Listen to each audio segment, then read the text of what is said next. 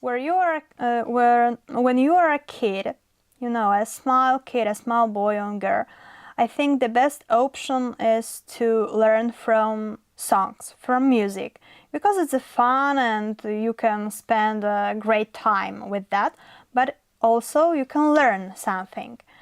And it's the best way for young people.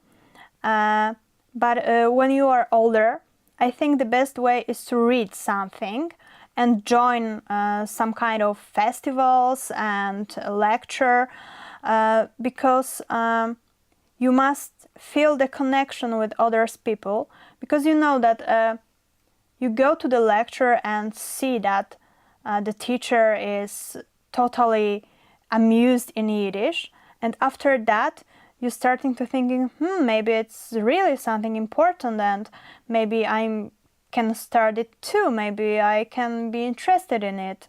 So I think it depends of the age, but music, films, I think it goes to to people in all ages. So I think it's the best way, songs and yeah, Great. and small stories.